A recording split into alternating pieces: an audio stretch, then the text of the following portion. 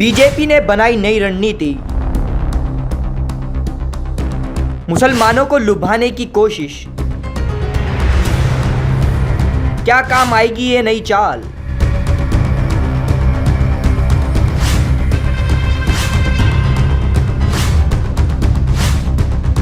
अक्सर राजनेता आम दिनों में दूसरे समाज के खिलाफ जमकर बोलते हैं, लेकिन अब चुनाव की बात होती है तो यह दूसरे समाज के हितैषी बनने की कोशिश करते हैं। अब वक्त है 2024 का, जिसके लिए राजनीतिक पार्टियां ने अभी से बिसात बिछानी शुरू कर दी है। अब भारतीय जनता पार्टी हर वर्ग के साथ साथ मुस्लिम समाज को लुभाने की रणनीति बना रही है। इस रणनीति के लिए बीजेपी पूरे देश में सूफी संवाद अभियान चलाने वाली है। आइए बताते हैं आपको पूरी खबर के बारे में। बीजेपी ने खासतौर पर मुस्लिम वर्ग को लुभाने के लिए नई चाल चल दी है।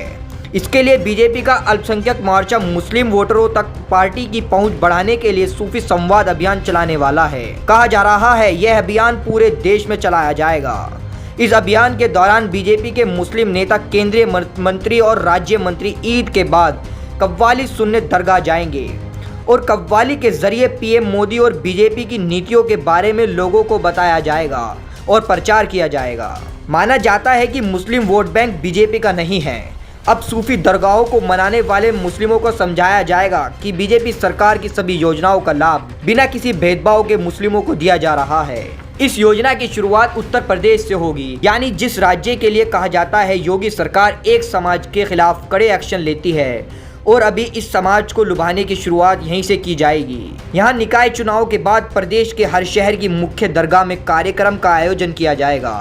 सभी राज्यों को अल्पसंख्यक मोर्चा के सभी पद अधिकारियों से सूफी दरगाह और उनके खादिमों की सूची मांगी गई है। इस अभियान के अलावा भी बीजेपी ने कई और पहल की हैं, जिसके जरिए बीजेपी ने यह संदेश देना चाहती है मुसलमान अभी उनके केंद्र में हैं। हाल ही में कर्नाटक के बिंद्री कलाकार शाह रशीद अहमद कादरी को पद्म श्री सम्मान से नवाजा गया है। यह अभी इसी रणनीति का हिस्सा है।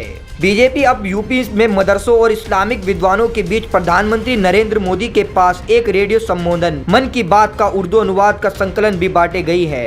यूपी बीजेपी अल्पसंख्यक मोर्चे के अध्यक्ष कुंवर बासित अली ने पिछले दिनों पीटीआई को बताया था कि पीएम मोदी के मन की बात कार्यक्रम के 12 एपिसोड का उर्दू में अनुवाद किया जाएगा। पीएम मोदी ने बीजेपी नेताओं को नसीहत देते हुए कहा था मुस्लिमों को लेकर कोई भी नेता गलत बयानबाजी ना करे। उन्होंने कार्यकर्ताओं से पासमंदा मुसलमानों, बोहरा मुसलमानों तक भी पहुँच बनाने के लिए भी कहा था।